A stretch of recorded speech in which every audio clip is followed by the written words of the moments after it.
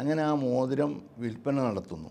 പിന്നെ അദ്ദേഹം പറയുന്നത് ഹഖീഖത്തുൽ വഹിയിൽ അതിനെപ്പറ്റി വിശദീകരിച്ച് വരുമ്പോൾ പറയുന്നത് ഈ രണ്ടാമത്തെ വഹി അദ്ദേഹത്തെ എത്രത്തോളം സാമ്പത്തികമായ സുസ്ഥിതിയിലേക്ക് കൊണ്ടുവന്നു ചോദിച്ചാൽ അത് 3 ലക്ഷം രൂപ സമാഹരിക്കാനുള്ള ഒരു നിമിത്തമായി മാറിയെന്നാണ്. അങ്ങനെ 10 രൂപ അതിൽ പറയുന്നത് ഇത്രയാണ്, 10 രൂപ പോലും മാസത്തിൽ ലഭിക്കാൻ സാധ്യതയില്ലാത്ത നിരാശയുടെ പടുകുഴിയിലേക്ക് പോകുന്ന എനിക്ക് ഈ വഹിയോടുകൂടി എന്നെ അള്ളാഹു കൈപിടിച്ചു ഉയർത്തി അങ്ങനെ 3 ലക്ഷം രൂപ എനിക്ക് സമ്പാദിക്കാൻ സാധിച്ചു. അതൊരു എക്സ്ട്രാജുലേഷൻ ആവാം, അല്ലെങ്കിൽ ഈ മോതിരം വിറ്റുകൊണ്ട് 3 ലക്ഷം ഉണ്ടാക്കാൻ കഴിയുമോ എന്നുള്ളതൊക്കെ വേറെ ചോദ്യമാണ്. ഏതായാലും രണ്ടാമത്തെ വഴി തന്നെ അദ്ദേഹം വിറ്റ് കാശാക്കിയെന്നാണ് നമുക്ക് മനസ്സിലാക്കാവുന്നത്.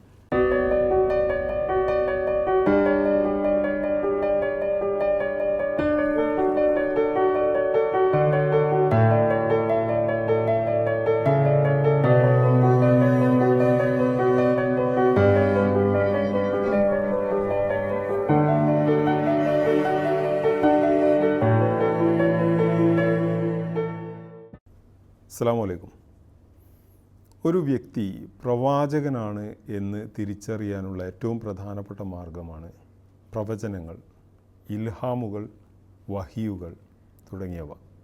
എല്ലാ പ്രവാചകന്മാർക്കും വഹിയുകൾ ലഭിച്ചിരുന്നു. അതുകൊണ്ട് തന്നെ ആരെങ്കിലും ഞാൻ അള്ളാഹുവിൻ്റെ പ്രവാചകനാണ് എന്ന് പറയുകയാണെങ്കിൽ സ്വാഭാവികമായും എല്ലാവരും അന്വേഷിച്ചു പോകുന്നൊരു കാര്യം, എന്താണ് അദ്ദേഹത്തിന് പറയാനുള്ളത്, അദ്ദേഹത്തിൻ്റെ വഹിയുകൾ എന്തൊക്കെയാണ്, പ്രവചനങ്ങൾ എന്തൊക്കെയാണ്. ഗുലിബത്തു റൂം, റോമ പിടിച്ചടക്കി എന്ന പ്രവാചക വചനം അള്ളാഹുവിൻ്റെ ഖുറാനിലൂടെ അത് പുറത്തു വന്ന സമയത്ത് നമുക്കറിയാം, ഒന്നുമല്ലാതിരുന്ന ഒരു മുസ്ലിം സമൂഹത്തിൽ നിന്നുകൊണ്ടാണ് ഈ പ്രവചനം നടത്തുന്നത്.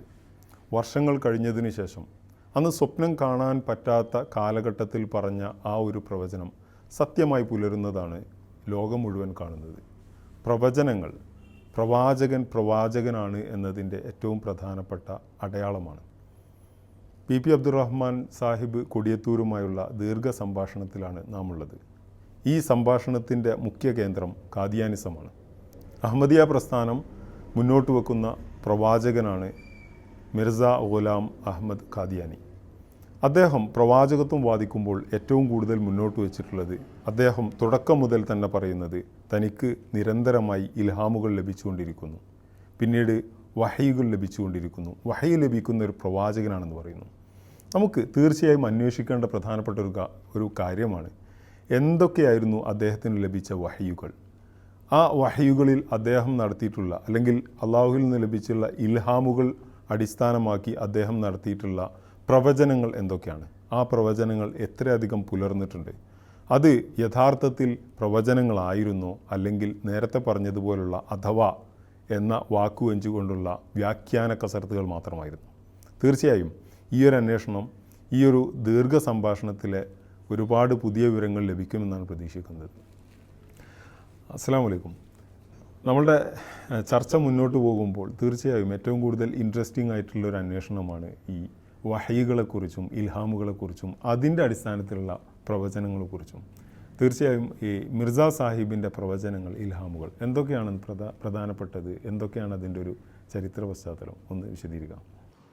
നമ്മൾ മലയാളത്തിൽ പ്രവാചകൻ എന്നൊരു പദം, ഇത് അതുപോലെ പൈഗംബർ എന്ന് ഉറുദുവിലൊക്കെ പറയുന്ന ആ പദത്തിൽ ദൈവത്തിൻ്റെ സന്ദേശം ലഭിക്കുക എന്നുള്ളതാണ് അടിസ്ഥാനപരമായ കാര്യം. അതോടൊപ്പം പ്രവചനം എന്ന് നമ്മൾ മലയാളത്തിൽ പറയുമ്പോൾ തന്നെ മുൻകൂട്ടി ഒരു കാര്യത്തെക്കുറിച്ചുള്ള പ്രവചിക്കുക എന്നുള്ളതാണ്. ആ പ്രവചനം സാക്ഷാത്കരിക്കപ്പെടുക എന്നുള്ളത് പ്രവചിച്ച ആളുടെ പ്രവാചകത്വത്തിൻ്റെ ഒരു മാനദണ്ഡമായി കാണാൻ കഴിയും. മിർസ ഗുലാം അഹമ്മദ് ഖാദിയാനി എന്നെ പറഞ്ഞിട്ടുണ്ട്, എൻ്റെ പ്രവചനങ്ങൾ പുലർന്നു എന്ന് നിങ്ങൾ മനസ്സിലാക്കുമ്പോഴേ ഞാൻ പ്രവാചകനാകുന്നുള്ളൂ.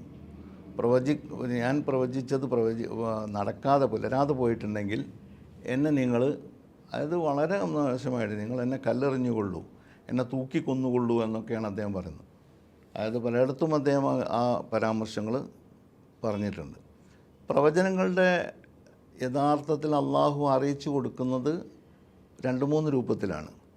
ഒന്ന്, വരാൻ പോകുന്ന ഒരു സംഗതിയെക്കുറിച്ച് നേരിട്ട് തന്നെ നേരത്തെ പറഞ്ഞ പോലെ ഗുലിബത്ത് റൂം എന്ന് പറഞ്ഞ പോലെ വിശുദ്ധ ഖുർആനിലൂടെ അല്ലെങ്കിൽ അള്ളാഹുവിൻ്റെ വചനം തന്നെ അവതരിപ്പിച്ചു കൊടുക്കുക.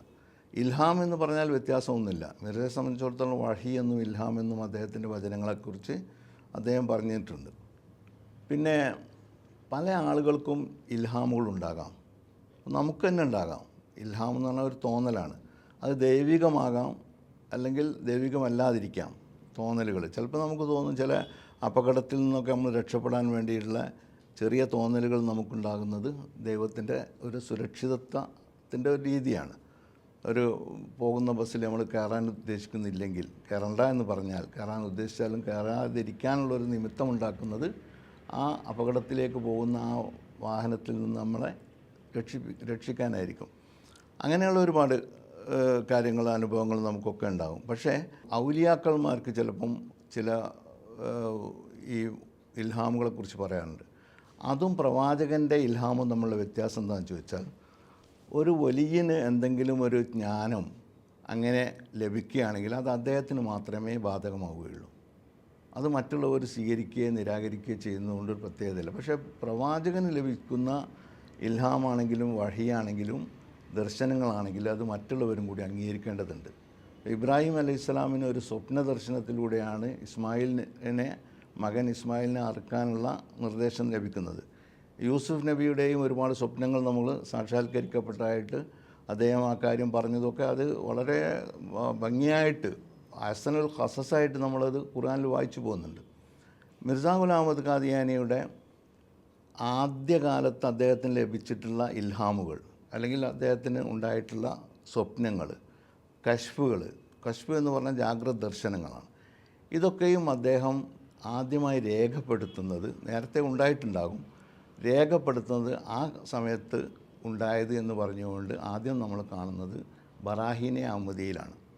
ബറാഹീനെ അഹമ്മദിയ 1880 മുതൽ 84 വരെയുള്ള കാലഘട്ടത്തിൽ രചിച്ചു എന്ന് പറഞ്ഞു.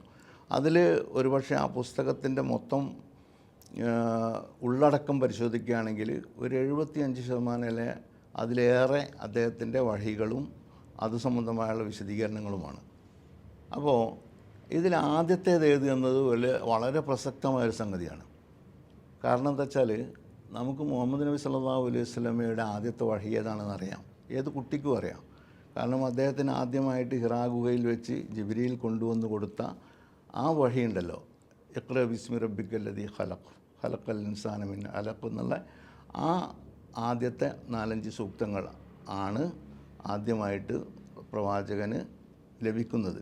അത് അദ്ദേഹത്തിൻ്റെ കയ്യിൽ കൊടുത്ത അപ്പോയിൻമെൻറ്റ് ഓർഡറാണ്, പ്രവാചകത്വത്തിൻ്റെ അപ്പോയിൻമെൻറ്റ് ഓർഡർ. അങ്ങനെയാണെങ്കിൽ മിർസക്ക് എന്നാണ് വഹി കിട്ടിയത്, ഇത്തരമൊരു അപ്പോയിൻമെൻറ്റ് കിട്ടിയത് എന്ന് ചോദിച്ചാൽ ഇന്നേ വരെ ഒരു അഹമ്മദിക്കും മറുപടി പറയാൻ കഴിഞ്ഞിട്ടില്ല. നമ്മളിത് കുറേ കാലമായി ചോദിക്കുന്ന ഒരു സംഗതിയാണ്. അപ്പോൾ നമുക്ക് വേണമെങ്കിൽ നോക്കാം, ബറായിനെ അഹമ്മദിയയിൽ ആദ്യം കൊടുത്ത വഹി അതാണോ ആദ്യം കിട്ടിയത്? അങ്ങനെയാണെങ്കിൽ അതാണെന്ന് പറഞ്ഞാൽ മതി, ഓക്കെ. പക്ഷേ അതല്ല, വിശുദ്ധ ഖുർആനും അങ്ങനെയല്ലല്ലോ. ആദ്യം കൊടുത്തത് അൽ ഫാത്തിഹാണ്, പിന്നെ അൽ ബഖറയാണ്.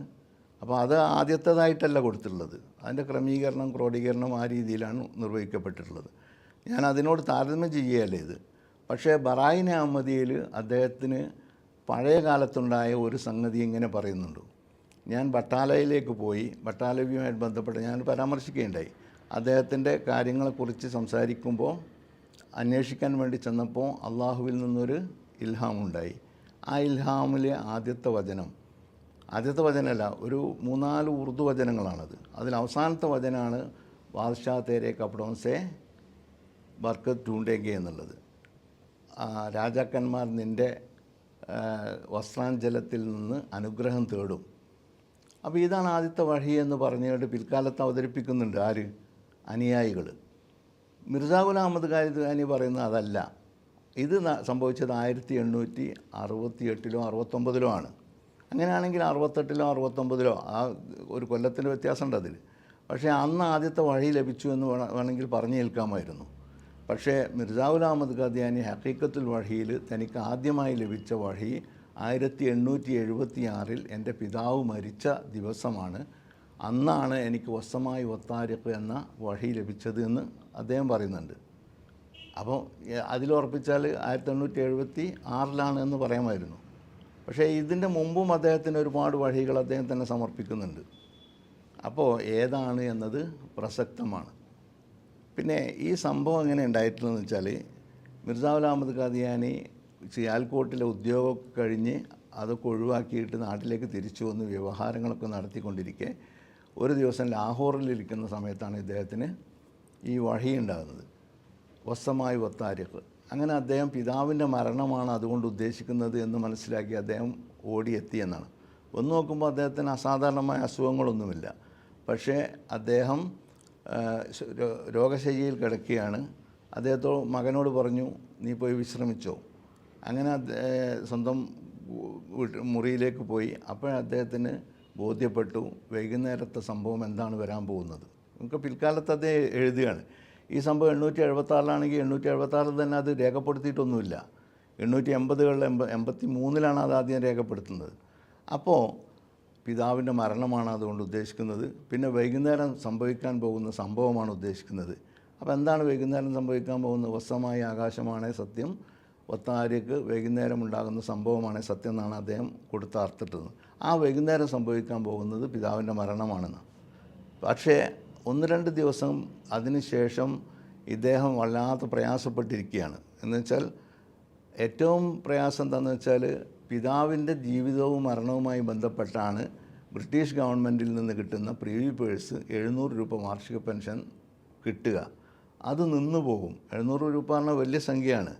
പക്ഷേ ആ പണം കിട്ടാതെ പോകുമ്പോൾ എന്ത് ചെയ്യുമെന്നാണ് അദ്ദേഹം അങ്ങനെ അതുമായി ബന്ധപ്പെട്ട് ഈ അധികൃതരുമായി ബന്ധപ്പെട്ടപ്പോഴാണ് പിതാവിൻ്റെ പെൻഷൻ വെട്ടിക്കുറച്ച് 180 രൂപയാക്കിയിട്ട് അത് മൂത്ത പുത്രന് കൊടുക്കുമെന്നാണ്. മൂത്ത പുത്രൻ എന്നാണ് ഗുലാം ഖാദറാണ്. അദ്ദേഹത്തിൻ്റെ ഭാര്യയുമായിട്ട് നേരത്തെ തന്നെ അതിരൂക്ഷമായ സംവാദങ്ങളും പിന്നെ വെറുപ്പിക്കലുകളൊക്കെ നടക്കുന്നതുകൊണ്ട് അവർക്ക് മിർസാ ഗുലാം അഹമ്മദ് ഖാദിയാനിയോട് ഭയങ്കര വെറുപ്പുണ്ട്. അതുകൊണ്ട് തന്നെ ഒരു ചില്ലിക്കാശും അവിടെ നിന്ന് കിട്ടില്ല. അങ്ങനെ ഗുലാം ഖാദർ ആ ഒരു പൈസയും കൊടുക്കാതെ അങ്ങനെ ഇദ്ദേഹത്തിന് വളരെ പ്രയാസമുണ്ടായ സമയത്താണ് രണ്ടാമത്തെ വഹി വരുന്നത്. അലൈസല്ലാഹു ബികാഫിൻ അബ്ദാൻ. ഇതൊക്കെ വിശുദ്ധ ഖുർആനിലുള്ളതാണ്. പക്ഷേ ഇദ്ദേഹത്തിന് വരുന്നു എന്നാണ് അദ്ദേഹം അവകാശപ്പെടുന്നത്. ഏതായാലും അലൈസല്ലാഹു ബികാഫിൻ അബ്ദ, തൻ്റെ അടിമക്ക് അള്ളാഹു പോരെ എന്നാണ് ചോദിക്കുന്നത്. അപ്പോൾ ഇതൊരാശ്വാസവചനമായിട്ട് അദ്ദേഹത്തിന് തോന്നുകയാണ്. ഇനി എന്താണ് ചെയ്യേണ്ടത് എന്ന് അദ്ദേഹത്തിന് തോന്നിയത്, അത് ഒരു മോതിരത്തിൽ കൊത്തിവെപ്പിക്കുകയാണ്. അങ്ങനെ ആ മോതിരം വിൽപ്പന നടത്തുന്നു. പിന്നെ അദ്ദേഹം പറയുന്നത് ഹഖീഖത്തുൽ വഹിയിൽ അതിനെപ്പറ്റി വിശദീകരിച്ച് വരുമ്പോൾ പറയുന്നത്, ഈ രണ്ടാമത്തെ വഹി അദ്ദേഹത്തെ എത്രത്തോളം സാമ്പത്തികമായ സുസ്ഥിതിയിലേക്ക് കൊണ്ടുവന്നു എന്ന് ചോദിച്ചാൽ, അത് 3 ലക്ഷം രൂപ സമാഹരിക്കാനുള്ള ഒരു നിമിത്തമായി മാറിയെന്നാണ്. അങ്ങനെ 10 രൂപ, അതിൽ പറയുന്നത് എത്രയാണ്, 10 രൂപ പോലും മാസത്തിൽ ലഭിക്കാൻ സാധ്യതയില്ലാത്ത നിരാശയുടെ പടുകുഴിയിലേക്ക് പോകുന്ന എനിക്ക് ഈ വഹിയോടുകൂടി എന്നെ അള്ളാഹു കൈപിടിച്ചു ഉയർത്തി അങ്ങനെ 3 ലക്ഷം രൂപ എനിക്ക് സമ്പാദിക്കാൻ സാധിച്ചു. അതൊരു എക്സ്ട്രാജുലേഷൻ ആവാം, അല്ലെങ്കിൽ ഈ മോതിരം വിറ്റുകൊണ്ട് 3 ലക്ഷം ഉണ്ടാക്കാൻ കഴിയുമോ എന്നുള്ളതൊക്കെ വേറെ ചോദ്യമാണ്. ഏതായാലും രണ്ടാമത്തെ വഴി തന്നെ അദ്ദേഹം വിറ്റ് കാശാക്കിയെന്നാണ് നമുക്ക് മനസ്സിലാക്കാവുന്നത്. പിന്നെ നമ്മൾ ഈ കാണുന്നത് ഹഖീഖത്തുൽ വഹികളാണ് അദ്ദേഹത്തിൻ്റെ കുറേ വഴികൾ വരുന്നത്. പിന്നെ ഇടയ്ക്കിടയ്ക്ക് വരുന്ന ഒരുപാട് പുസ്തകരചനകളിൽ, പിന്നെ അന്നത്തെ വാരികകളിൽ, മുഖപത്രങ്ങളിൽ, മുഖപത്രം എന്ന് പറഞ്ഞാൽ 2 വാരികകളുണ്ടായിരുന്നു, ബദർ എന്ന് പറഞ്ഞ, അതുപോലെ അൽ ഹക്കം എന്ന് പറയുന്ന. ഈ 2 വാരികകളിലും ഇത് ഓരോ ദിവസവും കിട്ടുന്ന ഇൽഹാമുകൾ, വഹികളൊക്കെ പ്രസിദ്ധീകരിക്കാറുണ്ട്. പിന്നെ നോട്ടീസുകളായിട്ട് അടിച്ചിറക്കിയിട്ടുണ്ട്. അങ്ങനെ ജനങ്ങളിലേക്ക് എത്തിക്കാനുള്ള അദ്ദേഹത്തിൻ്റെ ചെറിയ മാർഗങ്ങൾ അദ്ദേഹം സ്വീകരിക്കുന്നുണ്ട്. ഏതായാലും ഇത് മുഴുവൻ ക്രോഡീകരിച്ച് ആദ്യമായി പ്രസിദ്ധീകരിച്ച ലാഹോരി വിഭാഗമാണ്. 1932 ലാഹോരികൾ അൽ ബുഷ്ര എന്ന പേരിൽ 2 വാള്യങ്ങളിലായിട്ട് ഇത് അടിച്ചിറക്കി, ഇത് ക്രോഡീകരിച്ചിറക്കി. അങ്ങനെ അത് തന്നെയായിരുന്നു ഖാദിയാനികളും വാങ്ങുകയും ഉപയോഗിക്കുകയും ചെയ്തുകൊണ്ടിരുന്നത്. പക്ഷേ 1936 അന്നത്തെ ഖലീഫക്ക് തോന്നി ഈ ലാഹോരികളോട് ഇത് വാങ്ങുന്നത് ശരിയല്ല, അത് അവർക്ക് ഗുണകരമായിട്ട് വരും. മാത്രവുമല്ല ലാഹോരികളെ സംബന്ധിച്ച് മോശമായിട്ടുള്ള ചില വഴികൾ മിർസക്ക് അവതരിച്ചിട്ടുണ്ടെന്നും അതുകൂടി നമുക്ക് ഉൾപ്പെടുത്തിക്കൊണ്ട് നമ്മുടേതായ ഒരു പുസ്തകം ഇറക്കണമെന്ന് പറഞ്ഞിട്ടാണ് ആദ്യം ഈ തെദിക്കിറ എന്നു പേരുള്ള ഒരു പുസ്തകം ഇറക്കുന്നത്. അതിൻ്റെ ആദ്യ പതിപ്പ് ഇറങ്ങുന്നത് 1938 പക്ഷേ അതിൽ പിന്നെ 1200 വഴികളേ ഉള്ളൂ. പിന്നീട് അതിൻ്റെ പുനഃപ്രസിദ്ധീകരണം നടക്കുന്നത് 1956 അന്ന് അതിൽ 1577 വഴികൾ എടുത്തു കൊടുത്തിട്ടുണ്ട്. കുറയാണോ? അല്ല, 1211 അത് 1570. അത് എവിടെ നിന്ന് കൂടിയെന്ന് വെച്ചാൽ അതിന് പറയുന്നത് പല കയ്യെഴുത്ത് പ്രതികളുണ്ടായിരുന്നു. പിന്നെ താത്തീറുൽ അനാം എന്നൊരു പുസ്തകം തന്നെ മിർസ സാഹിബ് മരിച്ചതിന് ശേഷം കണ്ടെത്തിയിട്ടുണ്ട്. അത് ഖിലാഫത്ത് ലൈബ്രറിയിൽ പാകിസ്ഥാനിലുണ്ട് എന്നൊക്കെ പറഞ്ഞുകൊണ്ട് അതിൻ്റെ വിശദീകരണം കൊടുക്കുന്നുണ്ട്. അതിലുള്ള ആണെന്ന് പറഞ്ഞുകൊണ്ട് ചില വഴികളും അതിൽ കൊടുത്തിട്ടുണ്ട്. അതിലേറ്റവും രസകരമായൊരു വഴി ദാഗെ ഹിജ്റത്ത് എന്ന് പറഞ്ഞ ഇതാണ്. അത് ഒന്ന് ഓർമ്മയിൽ വെക്കേണ്ട ഒരു സംഗതി. ദാഗെ ഹിജ്റത്ത് എന്ന് പറഞ്ഞാൽ പലായനത്തിൻ്റെ മുറിപ്പാട് എന്നാണ് അതിൻ്റെ അർത്ഥം. അപ്പോൾ പലായനം നടക്കുന്നത് 1947 അതിൻ്റെ ശേഷമുള്ളതിൽ അത് കാണാം, അതിന് മുമ്പുള്ളതിൽ അത് കാണുകയില്ല. അത് താത്തീറുൽ അനാം എന്ന് പറഞ്ഞ പുസ്തകത്തിലാണ് അതിൻ്റെ കരട് കോപ്പി ഉള്ളത്. പിന്നെ റബുവയിലെ ഖിലാഫത്ത് ലൈബ്രറിയിലാണ് എന്നൊക്കെ. പിന്നെ അതിൻ്റെ ഒരു ഹാഷിയ കൊടുക്കുകയാണ്, ഒരു കുറിപ്പ് കൊടുക്കുകയാണ്. കാരണം ഇത് പുലർന്നു പോയ എന്താണ് ഒരു പ്രവചനമാണല്ലോ, അത് ഒരു ദാഖ ഹിജ്റത്ത്. പക്ഷേ അതിന് മുമ്പ് അതിനെപ്പറ്റി കുറച്ചുകൂടി വിശദീകരിക്കേണ്ടതുണ്ട്. ഞാൻ പറഞ്ഞു വരുന്നത് മിർസ ഗുലാമിൻ്റെ ഈ ഹക്കീക്കത്തുൽ വഹിയിൽ നമ്മൾ കാണുന്ന ഒരുപാട് വഴികളുണ്ട്. അത് പേര് തന്നെ ഹക്കീക്കത്തുൽ വഹി എന്നാണ്. ആ വഴികളിൽ നമുക്ക് പല ഭാഷകളിലുള്ള വഴികൾ കാണാൻ കഴിയും. എന്ന് വെച്ചാൽ അള്ളാഹു മുഹമ്മദ് നബി സല്ലല്ലാഹു അലൈഹി വസല്ലമയോട് പറയുന്നത് എന്താണ്? പിന്നെ വളരെ വ്യക്തമായി പറയുന്നിട്ടുണ്ട്, സ്വന്തം സമുദായത്തിൻ്റെ ഭാഷയുമായിട്ടല്ലാതെ ഞാനൊരു പ്രവാചകനെയും അയച്ചിട്ടില്ല. ഒമാ അർസൽനാ മിർ റസൂലിൻ ഇല്ലാ ബിലിസാനി ഖൗമിഹി ലിയുബയ്യിന ലഹും. കാരണം അവർക്ക് തെളിഞ്ഞ് കാര്യങ്ങൾ മനസ്സിലാക്കാൻ വേണ്ടി. അതുകൊണ്ടാണ് വിശുദ്ധ ഖുർആൻ സമ്പൂർണ്ണമായിട്ടും അറബിയിൽ തന്നെ. അത് നമുക്ക് നമ്മൾ ചിന്തിക്കേണ്ട ഒരു സംഗതിയാണ്. ഭാഷ ഒരുപാട് പുരോഗതിപ്പെടാറുണ്ട്. പക്ഷേ വിശുദ്ധ ഖുർആൻ്റെ ഭാഷ എന്നും ഏറ്റവും നിസ്തുലമായിട്ടുള്ള ഭാഷയായി നിലനിൽക്കുന്നത് 14 നൂറ്റാണ്ട് മുമ്പ് എന്നുള്ള വിശുദ്ധ ഖുർആനിലാണ്. ഇപ്പോഴും നമ്മൾ എന്തെങ്കിലും ഒരു വ്യാകരണത്തിൻ്റെ അല്ലെങ്കിൽ അങ്ങനത്തെ ഒരു കാര്യത്തിന് ഒരു ഉദാഹരണം തേടുക വിശുദ്ധ ഖുർആനിലാണ്. ഭാഷ എത്ര വളർന്നിട്ടും വിശുദ്ധ ഖുർആനെ കവച്ചു വെക്കുന്ന ഒരു ഭാഷാ വളർച്ച ഉണ്ടായിട്ടില്ല. മറിച്ച് മിർസ ഗുലാം അഹമ്മദ് ഖാദിയാനിയുടെ ഭാഷ ഉറുദുവിലാണെങ്കിലും അദ്ദേഹം കൈകാര്യം ചെയ്തിട്ടുള്ള പേർഷ്യൻ ഭാഷയിലാണെങ്കിലും അദ്ദേഹത്തിൻ്റെ 100 കൊല്ലം കൊണ്ട് ആ ഭാഷയിൽ ഒരുപാട് മാറ്റങ്ങൾ ഉണ്ടായിട്ടുണ്ട്. ഒരുപാട് മാറ്റങ്ങൾ. നമുക്കത് പഴയ പുസ്തകങ്ങൾ വായിച്ചു നോക്കിയാൽ അറിയാം. അപ്പോൾ ഈ ഭാഷകളിലൊക്കെ അദ്ദേഹത്തിന് വഴി വരുന്നുണ്ട്. പക്ഷേ അത് ഇതിനെതിരാണ്. മാത്രമല്ല അദ്ദേഹം പറയുന്നുണ്ട്, ഹിബ്രു, അറബി, ഉറുദു, പേർഷ്യൻ, ഇംഗ്ലീഷ് തുടങ്ങിയ ഭാഷകളിൽ എനിക്ക് വശമില്ലാത്ത ഇംഗ്ലീഷ്, ഹിബ്രു, സംസ്കൃതം തുടങ്ങിയ ഭാഷകളിൽ പോലും എനിക്ക് വഴിയുണ്ടായി എന്നത് അത്ഭുതകരമായ വസ്തുതയാണ്. അതേറെ പ്രയാസമുണ്ടാക്കുന്നതുമാണെന്ന് നുസൂൽ മസീഹ് എന്ന് പറയുന്ന ഒരു ഇതിൽ എഴുതിയിട്ടുണ്ട്. അത് നമ്മൾ പരിശോധിക്കുകയാണെങ്കിൽ തീർച്ചയായിട്ടും അദ്ദേഹത്തിന് അതുകൊണ്ട് ബുദ്ധിമുട്ടുണ്ടായിട്ടുണ്ട് എന്ന് കാണാൻ കഴിയും. അപ്പോൾ ഇദ്ദേഹത്തിൻ്റെ വഹിയുടെ സമാഹാരം അത് ലോകത്തെവിടെയും ലഭ്യമല്ലാത്തൊരു പുസ്തകമാണ്. ആകെ 2-3 കോപ്പികൾ 4 1930 ഉണ്ടായിട്ടുണ്ട്. അല്ല, ഖാദിയാനികളുടെ തദ്കിറ.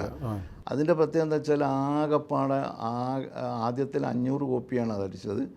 രണ്ടാമത്തേത് 700 കോപ്പിയാണ് അടിച്ചത്. അതിൽ കോപ്പിൻ്റെ എണ്ണം ഉണ്ട്. പിന്നെ 4ാമത്തെ വാള്യം പാകിസ്ഥാനിൽ അടിച്ചിട്ടുള്ളത് 2004 അത് 1000 കോപ്പിയാണ്.